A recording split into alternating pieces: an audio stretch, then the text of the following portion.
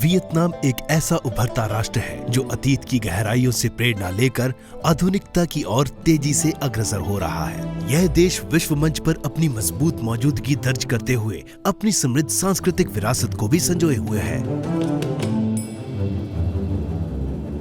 यह देश न केवल अपनी अनोखी भौगोलिक सुंदरता और ऐतिहासिक स्थापत्य कला के लिए प्रसिद्ध है, बल्कि शायद दुनिया का इकलौता ऐसा राष्ट्र है जिसकी पहचान ऐसे युद्ध से जुड़ी है जिसने इस क्षेत्र के हर जीवित प्राणी को झकझोर कर रख दिया।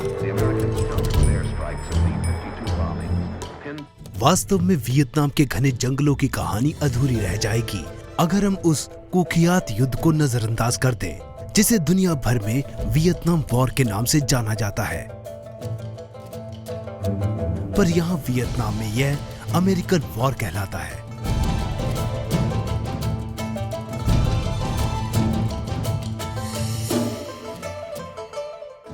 दुनिया के किसी भी कोने में जब युद्ध छिड़ता है तो उसका असर सिर्फ इंसानों तक सीमित नहीं रहता।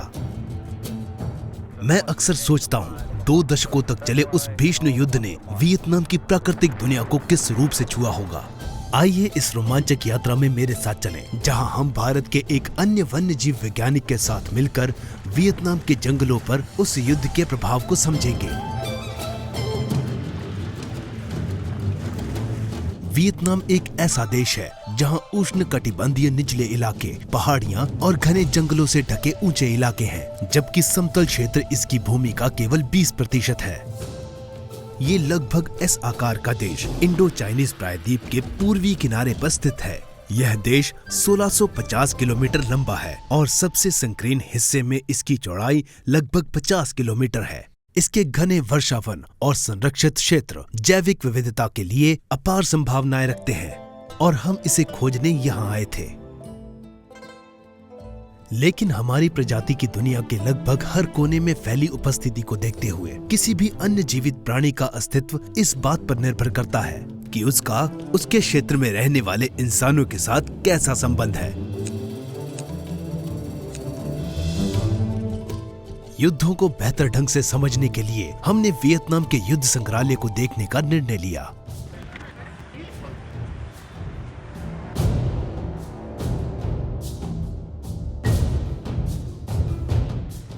यह युद्ध उत्तर वियतनाम, जिसे सोवियत संघ, चीन और अन्य कम्युनिस्ट सहयोगियों का समर्थन प्राप्त था, और दक्षिण वियतनाम के बीच लड़ा गया, जिन्हें अमेरिका का समर्थन प्राप्त था।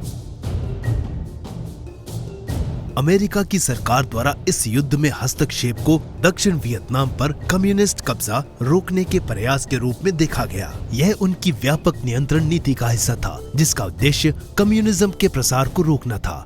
From the communists' viewpoint, the weather conditions are ideal, and American intelligence reports indicate that the all-out attack should come early Monday morning. But it does not develop. Apparently, the communists are unable to mass their troops for the attack because of the airstrikes and heavy bombardment. America के domino सिद्धांत के अनुसार अगर एक देश communist बनता है तो आसपास के देश भी उसका अनुसरण करते हैं। दूसरी ओर उत्तरी वियतनाम की सरकार और वियटकॉन्ग वियतनाम को फिर से एक करने के लिए लड़ रहे थे। उन्होंने इस संघर्ष को एक औपनिवेशिक युद्ध के रूप में देखा, जो पहले फ्रांस के खिलाफ, फिर दक्षिण वियतनाम और अमेरिका के खिलाफ लड़ा गया।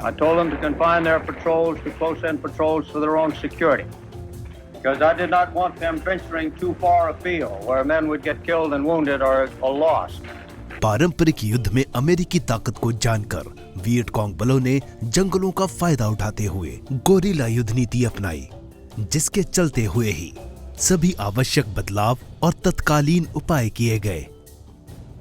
पालतू हाथियों का इस्तेमाल सैनिकों, राशन और गोला बारूद को उत्तर वियतनाम और वियटकॉन्ग के लिए ले जाने के लिए किया गया, जो हो ची मिन्ह ट्रेल के रास्ते किया जाता था। यह रास्ता उत्तर वियतनाम से शुरू होकर लाओस और कंबोडिया से गुजरता हुआ दक्षिण वियतनाम तक पहुंचता था। February 22nd. Troop movements have indicated that the enemy is massing for the long-awaited attack. The defenders waited out, sandbagged bunkers and trenches, their positions surrounded by tangled coils of barbed wire studded with explosive charges and claymore mines. The incoming artillery fire, rockets and mortars of the enemy continue to pound the garrison. हाथियों को टैंकों की तरह देखा गया, जिन्हें सिर्फ वियटकॉन्ग ही चलाना जानते थे। जंगल की घनी छतरी जैसी बनावट को अमेरिका ने युद्ध में श्रेष्ठता पाने में एक बाधा के रूप में देखा। जमीन पर जीत ना पाने की स्थिति में अमेरिका और दक्षिण वियतनामी सैनिकों ने हवाई ताकत और भारी गोला बारूद पर भरोसा किया। युद्ध के दौरान अमेरिका ने उत्तर वियतनाम के खिलाफ बड़े पैमाने पर रणनीतिक बमबारी अभियान चलाया। अमेरिकियों ने उत्तर वियतनाम क्षेत्र पर उतनी ही मात्रा में विस्फोटक बरसाए जितना दूसरे विश्व युद्ध में इस्तेमाल हुआ था। The North Vietnamese troops are forced to dig in, keep their heads down, and concentrate on avoiding being scorched by napalm or pulverized by the bombs. युद्ध के दौरान ये भारी हमले 3 साल से अधिक समय तक चलते रहे। जंगल को साफ करने के लिए भारी मात्रा में नेपाम बमों का इस्तेमाल किया गया, जिससे पेड़ पौधे जलकर बंजर जमीन में बदल गए। नेपाम के इस्तेमाल को वियटकॉन्ग पर रणनीतिक और सामरिक प्रभाव डालने वाला माना गया, जो गुरिल्ला युद्ध के लिए जंगलों पर बहुत अधिक निर्भर थे। अनुमानित तौर पर 3,50,000 टन अमेरिकी नेपाम बम इस क्षेत्र में 1963 से 1973 के बीच गिराए गए। जमीन पर, विशेष रूप से हो ची मिन्ह ट्रेल के दक्षिण में आपूर्ति लाइन पर, अमेरिकी सेना ने रोम्प्लाओ नाम का एक बख्तरबंद ट्रैक्टर तैनात किया था, जिसे रास्ते में आने वाले सभी पेड़ पौधों को हटाने के लिए डिजाइन किया गया था। जंगल की बनावट इतनी प्रभावी थी कि जंगली हाथी भी घने जंगल में बिना दिखे निकल सकते थे। इसने अमेरिकियों को जंगल साफ करने के लिए डिफोलिएंट्स का इस्तेमाल करने पर मजबूर कर दिया, जिससे देखने में आसानी हो और वियतकॉन्ग को ताजा खाना ना मिले।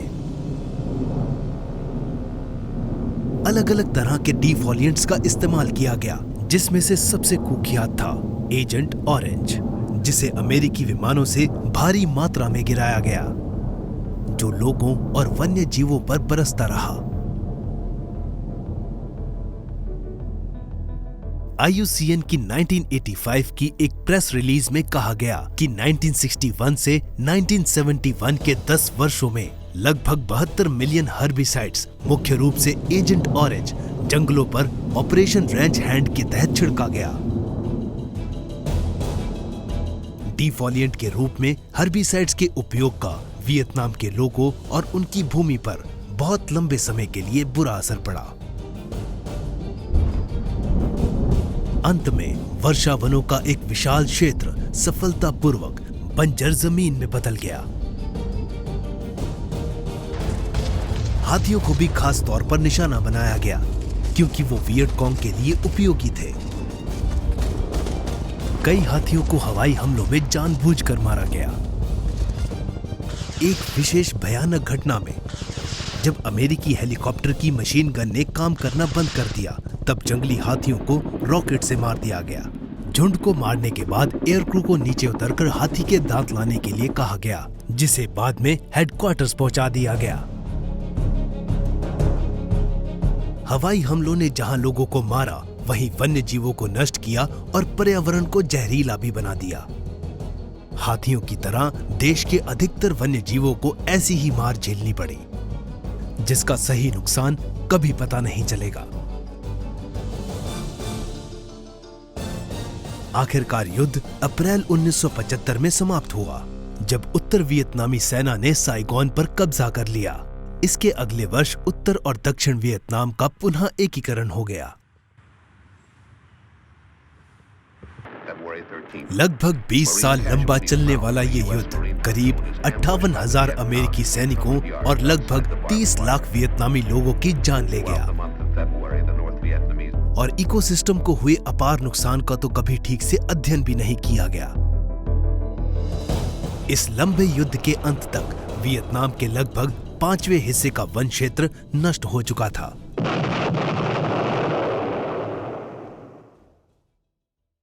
लेकिन जो नष्ट नहीं हुआ वह था वियतनामी लोगों का आत्मबल, जिसने उनके देश और परंपराओं को आज की स्थिति में फिर से खड़ा कर दिया।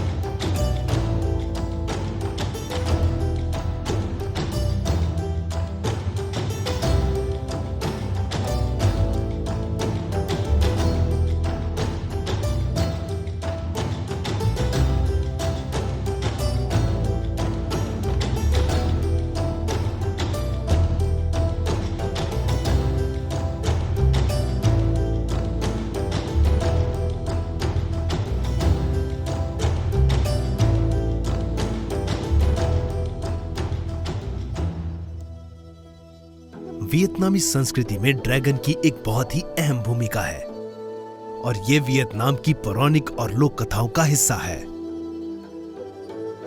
वियतनामी ड्रैगन की छवि सांप और मगरमच्छ से प्रेरित है। बौद्ध धर्म के नाग देवता और चीन ड्रैगन की छवि को मिलाया गया है।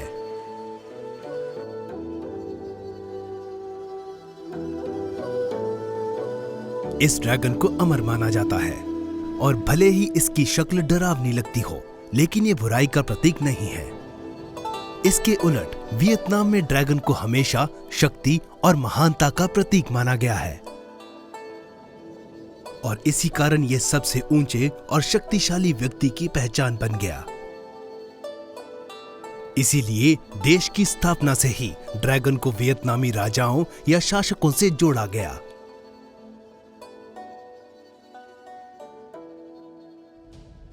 यह बात देश की ऐतिहासिक और आधुनिक वास्तुकला में साफ झलकती है।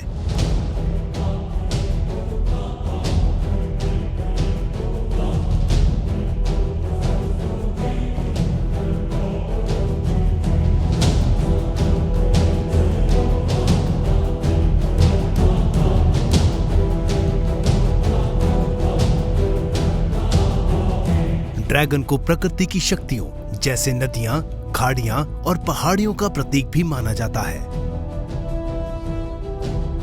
इस प्रकृति की वास्तविकता को महसूस करने के लिए हम चलते हैं खूबसूरत हे लॉन्ग बे की ओर, जिसका वियतनामी मतलब होता है अवतारित होता हुआ ड्रैगन।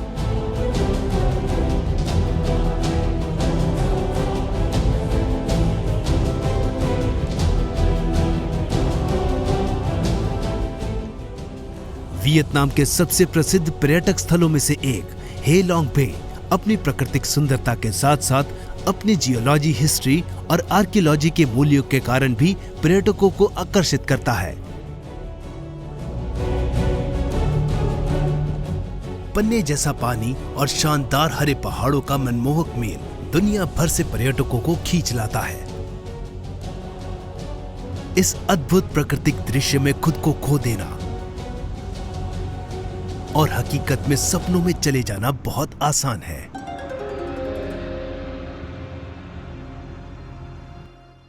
इसके अद्वितीय सौंदर्य को मान्यता देते हुए 1994 में हे लॉन्ग बे को यूनेस्को की विश्व धरोहर सूची में शामिल किया गया।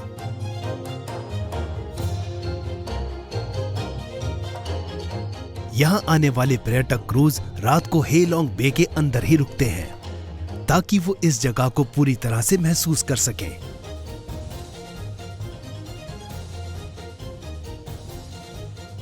अपने रणनीतिक स्थान के कारण यह क्षेत्र सैकड़ों वर्षों से नौसैनिक युद्धों का गवाह रहा है। वियतनाम युद्ध के दौरान अमेरिकी नौसेना ने इस खाड़ी में बारूदी सुरंग भी बिछाई थी। Sea mines have a psychological value that's immeasurable. There's something frightening when your opponent is a mindless automatic machine. बहुत सी माइंस आज भी खाड़ी में मौजूद है, जो मछुआरों और वन्य जीवों के लिए बहुत बड़ा खतरा है।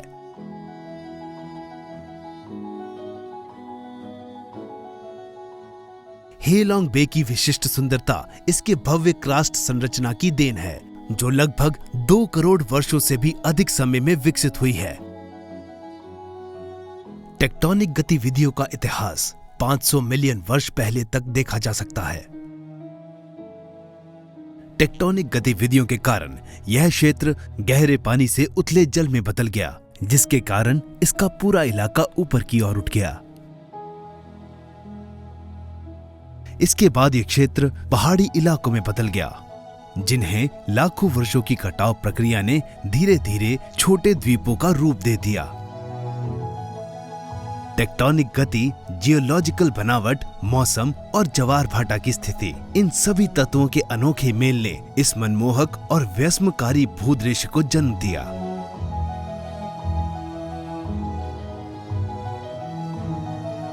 जियोलॉजिकल दृष्टिकोण से कास्ट वह भूक्षेत्र होता है जो चूना पत्थर से बना होता है। यह एक मुलायम चट्टान है जो पानी में घुल जाती है। जब वर्षा का पानी चट्टानों में रिसता है तो ये धीरे धीरे कास्ट भूदृश्य को काटता है। यह या तो उसे ऊपर से घिसाता है या फिर चट्टान के किसी कमजोर बिंदु से उसे घोल देता है। इस प्रकार के भूदृश्य में गुफाएं और भूमिगत जलधाराएं होती हैं, जो धरती की सतह के नीचे बहती हैं।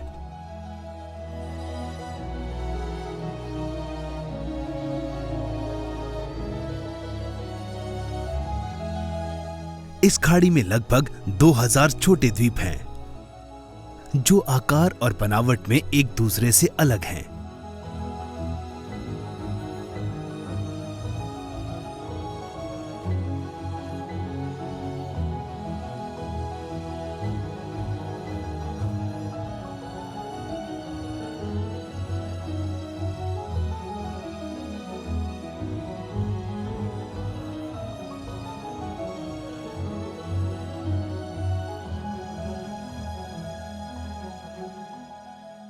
मछुआरों के गांव को पार करते हुए हमारी नाव कैटबा द्वीप की ओर बढ़ी।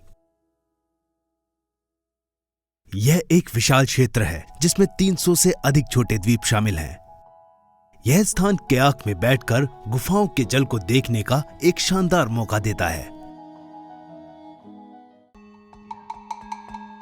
गुफाओं की खोज में कयाकिंग करते समय आप पहाड़ी के नीचे तक भी जा सकते हैं और इस अद्भुत भूदृश्य को एक व्यक्तिगत अनुभव की तरह महसूस कर सकते हैं और देख सकते हैं कि कैसे सदियों तक पानी ने इन चूना पत्थर की पहाड़ियों के आधार को काटते हुए इनके नीचे रास्ते बना दिए हैं। जैसे ही हम दूसरी ओर निकले, एक खुली घाटी किसी परी कथा की तरह सामने आ गई।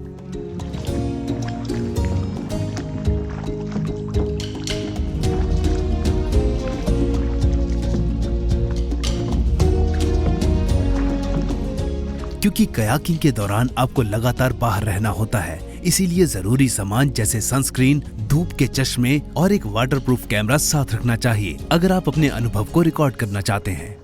करीब 1 घंटे तक कयाक में द्वीपों को देखने के बाद हमने अपनी फेरी बदली और जमीन की ओर बढ़े।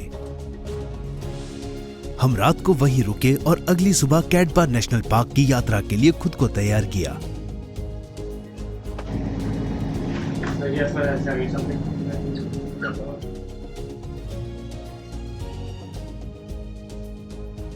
हमने तय किया कि पार्क को सुबह की ट्रैकिंग के जरिए एक गाइडेड टूर के साथ घूमा जाएगा।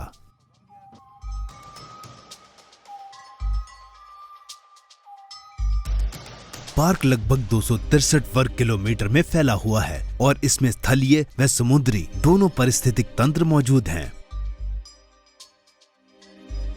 यह उतार चढ़ाव वाला भूदृश्य प्रकृति को अपने आप पनपने के लिए एक आदर्श वातावरण देता है। पार्क में 1500 से ज्यादा पौधों की प्रजातियां पाई जाती हैं। इनमें से 1000 से अधिक पौधों में मानव उपयोग के लिए औषधीय गुण पाए जाते हैं, जिनमें से 58 प्रजातियां वियतनाम की रेड बुक में सूचीबद्ध हैं। पार्क में जीव जंतु कम संख्या में पाए जाते हैं और असामान्य भूभाग के कारण इन्हें देख पाना मुश्किल होता है। साथ ही पहाड़ियों में फैला गुफाओं का जटिल जाल वन्य जीवों को एक प्राकृतिक और सुरक्षित जंगल जैसा घर प्रदान करता है। वियतनाम युद्ध के दौरान कैटबा को उत्तर वियतनाम सेना के लिए एक सुरक्षित ठिकाने के रूप में इस्तेमाल किया गया था। अमेरिकियों की भारी बमबारी के चलते गुफाओं में एक गुप्त अस्पताल और नेताओं के लिए एक सुरक्षित स्थान बनाया गया। इस अस्पताल में 3 मंजिलें थी और ना तो इसे जमीन से देखा जा सकता था, ना ही हवा से।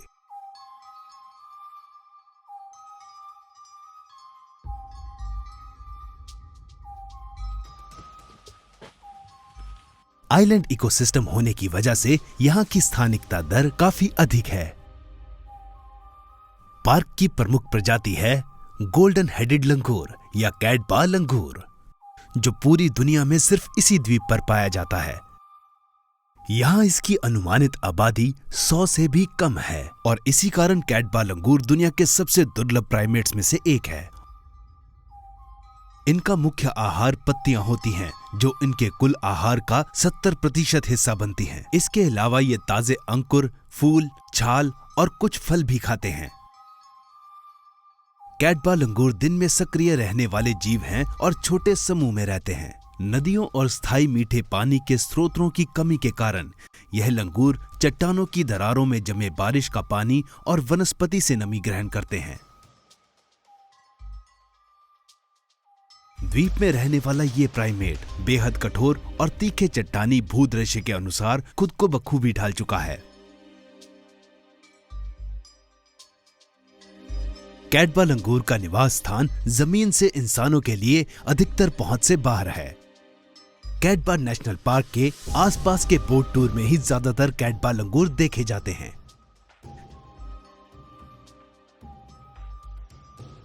कैटबा लंगूर से एक प्रकार की मंकी बाम बनाई जाती थी, जिसके बारे में माना जाता है कि वह नपुंसकता और अन्य समस्याओं में लाभदायक है।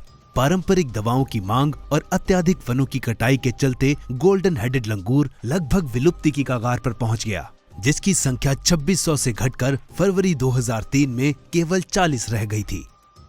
वर्तमान में किए जा रहे संरक्षण प्रयासों के कारण इनकी संख्या में धीरे धीरे बढ़ोतरी हो रही है, जो एक धीमी प्रक्रिया है। मादा का गर्भधारण काल लगभग 6 महीने का होता है और वे हर 2 से 3 वर्षों में एक ही बार बच्चे को जन्म दे सकती है और नवजात को यौन परिपक्वता प्राप्त करने में 4 से 6 वर्ष लगते हैं। वर्तमान में कैटबा लंगूर को फरवरी 2007 की वियतनाम रेड डाटा बुक में गंभीर रूप से संकटग्रस्त श्रेणी में सूचीबद्ध किया गया है और यह कानून द्वारा संरक्षित है। हम इस तरफ से जाएंगे और फिर उस तरफ से वापस आएंगे। ठीक है। लगभग 500 मीटर की पथरीली चढ़ाई चढ़ने के बाद आप वियतनाम के प्रसिद्ध किम जाओ पेड़ों के जंगल में पहुंच जाते हैं। वियतनाम में इन पेड़ों की बहुत मान्यता है। Chopstick from this tree to test the poison. If the food, you see, if the food has poison, chopstick from this tree can change the color. लोग मानते हैं कि किम जाओ लकड़ी से बनाई गई चॉपस्टिक खाने में मिलाए गए जहर का पता लगा सकती है। यही कारण है कि आज भी इस लकड़ी से कीमती चॉपस्टिक्स बनाई जाती हैं।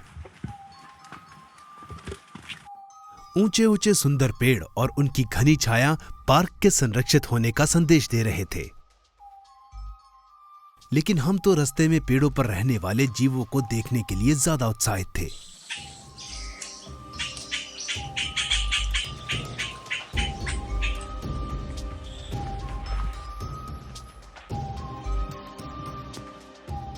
कुछ घंटों की कठिन चढ़ाई के बाद हम आखिरकार शिखर पर पहुंच ही गए। You see, this is the view here, up here. Rain forest में वन्य जीवों को देखना हमेशा आसान नहीं होता, लेकिन कम से कम हम ऊपर से प्राकृतिक दृश्य का आनंद तो ले ही सकते हैं।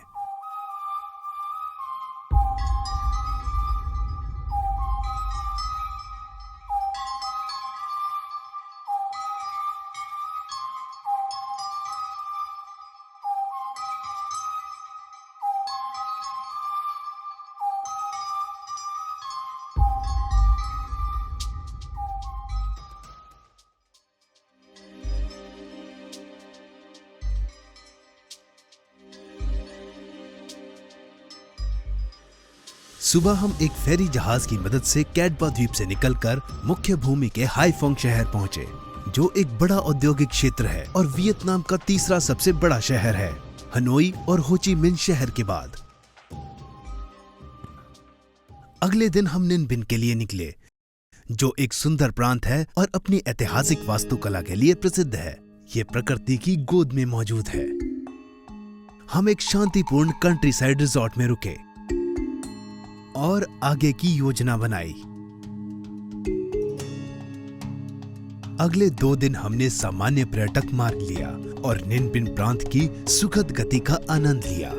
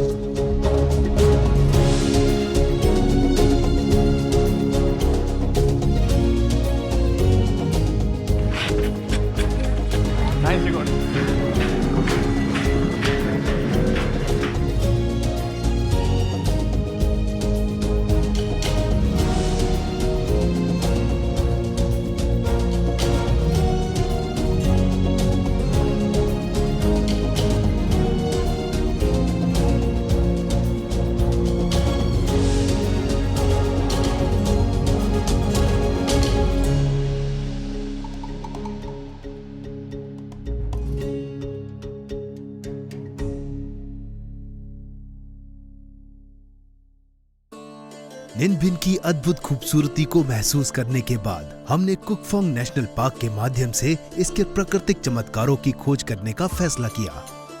ये निन भिन प्रांत की पश्चिमी सीमा पर स्थित है। कुक फोंग वियतनाम का पहला और सबसे बड़ा प्राकृतिक अभयारण्य है। पर्यटक बस को उपनगर के दृश्य से होकर कुक फोंग पहुंचने में लगभग 1.5 घंटे लगे। पार्क के अंदर यात्रा पैदल, मोटरसाइकिल, साइकिल या कार से की जा सकती है। कुक फोंग उत्तरी एनामाइट रेंज की पश्चिमी तलहटी पर स्थित है। पार्क में पहाड़ों की चोटियां और हरी भरी घाटियां शामिल हैं। चूना पत्थर की कई पहाड़ियों में कई गुफाएं हैं, जिनमें से कई अन्वेषण के लिए खुली हैं। औसतन यहाँ साल में 200 से अधिक दिन बारिश होती है। औसत वार्षिक वर्षा लगभग 2100 मिलीमीटर होती है। सूखा मौसम नवंबर से फरवरी के बीच होता है। वियतनाम की यात्रा की योजना बनाते समय मॉनसून एक महत्वपूर्ण कारक होता है।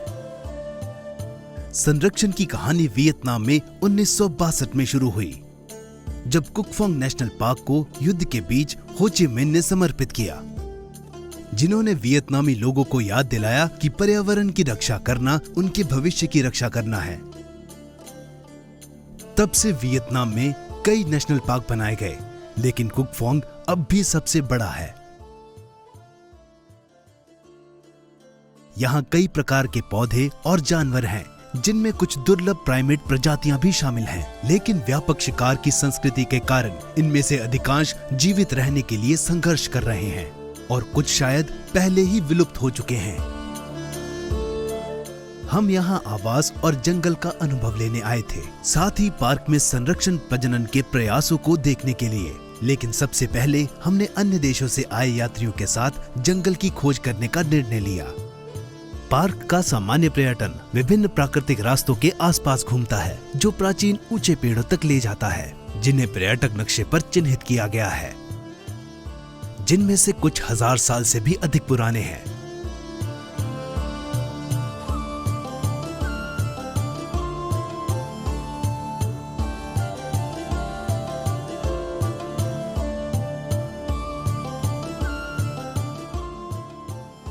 अतीत में पार्क एशियाई काले भालू, जंगली कुत्ते, हाथी, गैंडे और यहाँ तक कि बाघों का भी घर था। लेकिन अत्यधिक शिकार ने उनमें से अधिकांश को संग्रहालय के भरवे जानवर बना दिया। लेपर्ड, क्लाउडेड लेपर्ड, जंगली कैट अभी भी मौजूद हो सकते हैं, लेकिन पर्यटक मार्ग पे उन्हें देखना एक दुर्लभ घटना होगी। हर जंगल की अपनी स्वयं प्रबंधन प्रणाली और गति की होती है। यह गिरा हुआ पेड़ भी कई प्रजातियों को घर देता है, जिन्हें हम पूरी तरह से नहीं समझ पाते। इंसान पर्यावरण को सिर्फ उसी हद तक समझ और संभाल सकता है जितना उसका अनुभव और ज्ञान है, जो प्रकृति की समझ से हमेशा ही कम रहेगा।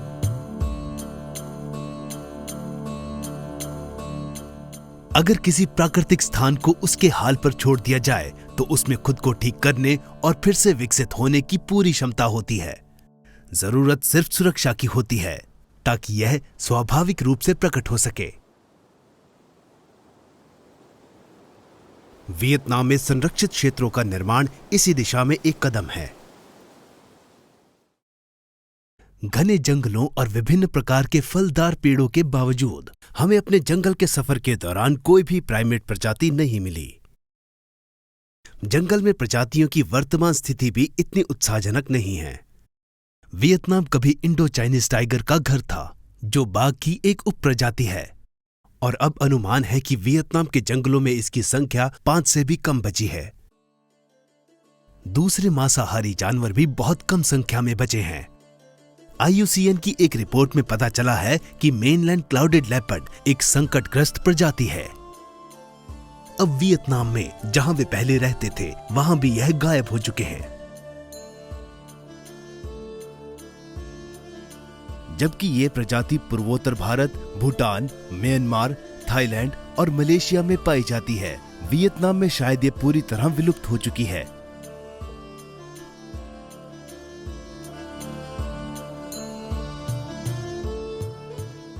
जावन गैंडा भी एक ऐसा ही जानवर है जो ये संघर्ष हार चुका है। भारतीय और जावन गैंडा जीनस राइनोसोरस का एकमात्र सदस्य है। भारतीय गैंडे की तरह जावन गैंडे का भी एक ही सींग होता है। दक्षिण पूर्व एशिया में कभी व्यापक रूप से पाए जाने वाला जावन गैंडा वियतनाम युद्ध के अंत में 1970 के दशक के मध्य में वियतनाम में विलुप्त मान लिया गया था। इस युद्ध ने यहाँ के पारिस्थितिक तंत्र को तबाह कर दिया। नैपाम और एजेंट ऑरेंज जैसी जहरीली गैसों के इस्तेमाल से पेड़ों की पत्तियां गिर गई और जंगल बर्बाद हो गया। अक्टूबर 2011 में इंटरनेशनल राइनो फाउंडेशन ने पुष्टि की कि जावन गैंडा वियतनाम से विलुप्त हो चुका है। जावन गैंडे के पतन का मुख्य कारण अवैध शिकार है, खासकर उनके सींगों के लिए, जिन्हें पारंपरिक चीनी चिकित्सा में बहुत मूल्य दिया जाता है, जो प्रति किलोग्राम 30,000 अमेरिकी डॉलर तक बिकते हैं। चीन और वियतनाम में गैंडे के सींगों की उपभोक्ता मांग के चलते इनका बहुत ज्यादा शिकार हुआ, जिससे पिछले 40 वर्षों में अफ्रीका और एशिया में 95% गैंडे खत्म हो गए हैं।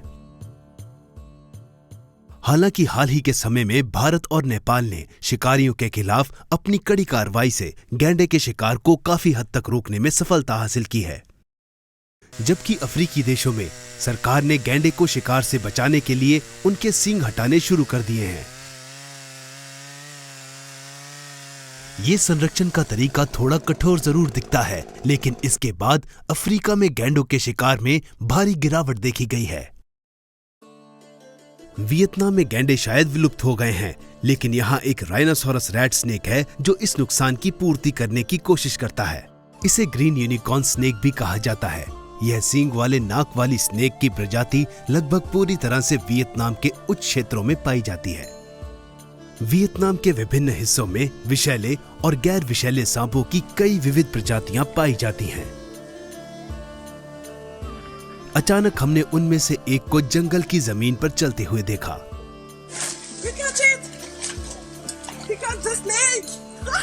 Oh, you're crazy. Yeah, totally crazy.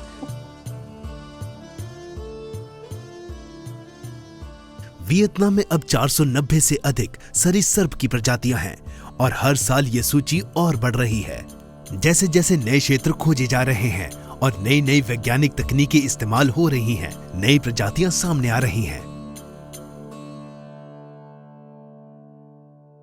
इनमें से कई प्रजातियां केवल वियतनाम में ही मिलती हैं और उनकी मौजूदगी सीमित क्षेत्र में ही है।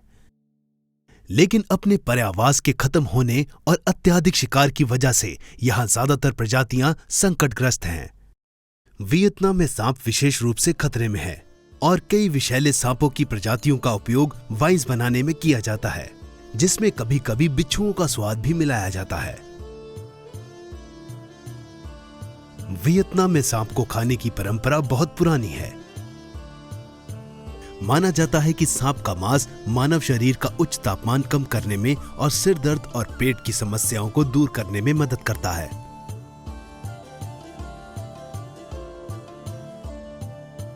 मगरमच्छ भी समान रूप से खतरे में है। वियतनाम में 2 प्रजातियों के मगरमच्छ पाए जाते हैं, सॉल्ट वाटर मगरमच्छ और सियामी मगरमच्छ। ये दोनों जंगली इलाकों में अब मुश्किल से दिखते हैं और शिकार और जंगल की कटाई और मगरमच्छ की फार्मिंग के चलते लगभग विलुप्त हो चुके हैं।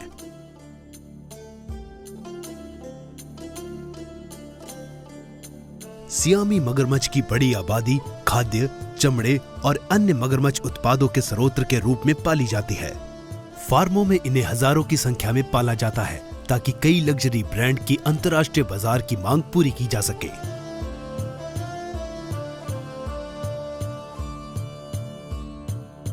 मगरमच्छ उत्पादों का व्यापार साइटस नियमों के अनुसार अंतर्राष्ट्रीय स्तर पर नियंत्रित किया जाता है।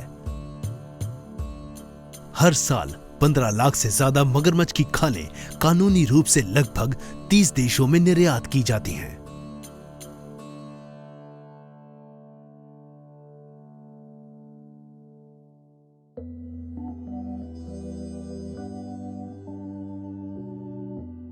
मगरमच्छ का मांस वियतनाम में एक स्थानीय व्यंजन माना जाता है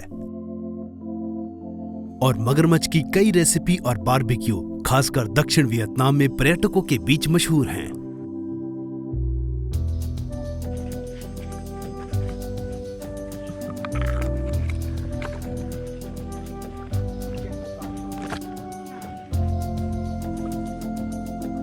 जंगल से बाहर आने के बाद हमने अपने कपड़े और सामान ध्यान से जांचे ताकि उसमें कोई जोंक ना लगी हो, और संरक्षण केंद्र की ओर रवाना हुए।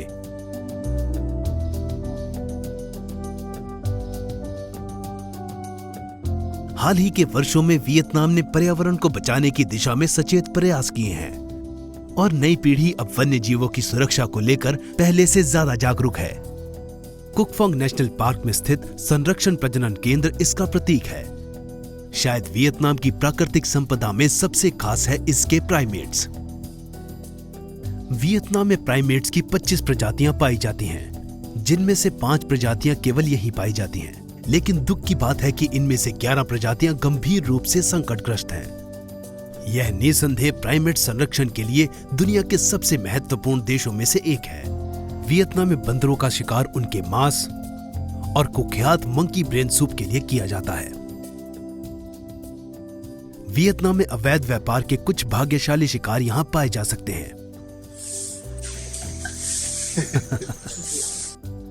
रेस्क्यू सेंटर में बचाए गए जानवरों को रखने के बाद उन्हें व्यवस्थित रूप से जंगलों में पुनः बसाया जाता है। इसके अलावा केंद्र महत्वपूर्ण शोध, संरक्षण और प्रजनन कार्यक्रमों का संचालन करता है। टर्टल संरक्षण केंद्र वियतनाम के सबसे संकटग्रस्त कछुओं का घर है, जिसमें वियतनामी पॉन्ड टर्टल भी शामिल है, जो कि विलुप्ति की कगार पे है।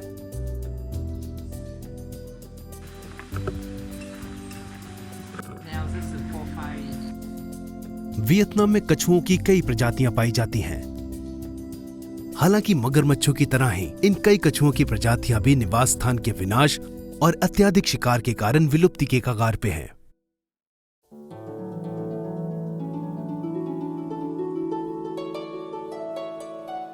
लेकिन खुशी की बात है कि हालात बदल रहे हैं।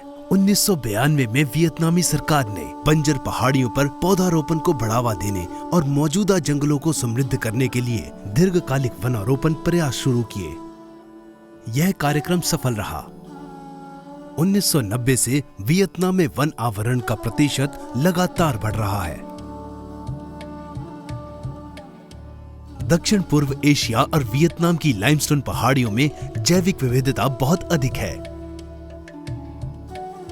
लेकिन अब ये क्षेत्र भूमि उपयोग में बदलाव के कारण खतरे में है।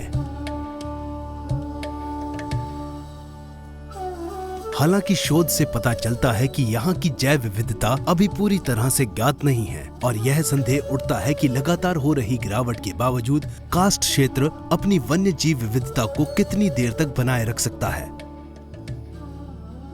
वास्तव में जैव विविधता की हानि एक वैश्विक प्रवृत्ति बन चुकी है। हालांकि हमें सही अनुमान नहीं है कि पौधों और जानवरों की कितनी प्रजातियां हैं, लेकिन एक मोटे अनुमान के अनुसार हर साल लगभग 200 से 2000 प्रजातियां खत्म हो रही हैं।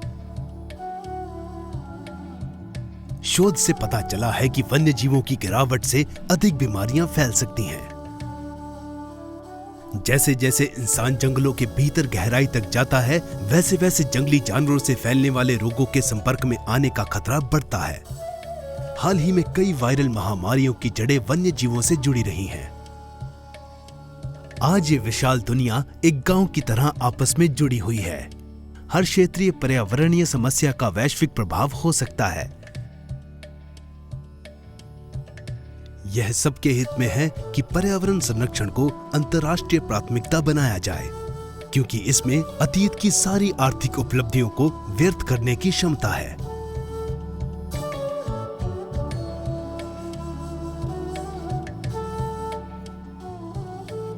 जंगल केवल वन्य जीव संरक्षण के लिए नहीं, बल्कि मानवता के लिए ताजे पानी के संशोधन को सुरक्षित करने के लिए भी आवश्यक है। संयुक्त राष्ट्र का अनुमान है कि 2025 तक विश्व की 2/3 आबादी जल संकट वाले क्षेत्रों में रहेगी और दुनिया भर में लगभग 70 करोड़ लोग इस जल संकट के कारण विस्थापन के खतरे में हो सकते हैं।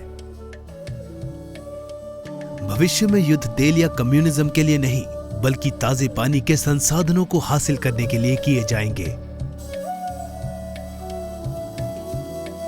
इससे बचने के लिए यह जरूरी है कि वियतनाम और सभी देशों के वन्य जीव जंगली ही रहें और जंगलों में ही बने रहें। हाल ही में संरक्षण के लिए किए गए प्रयासों के सकारात्मक नतीजे दिखने लगे हैं और उम्मीद की जा सकती है कि रेस्क्यू सेंटर में पले बड़े प्राइमेट्स की नई पीढ़ी जल्द ही वियतनाम के प्राकृतिक और सुरक्षित जंगलों में स्वतंत्र रूप से घूम सकेंगी।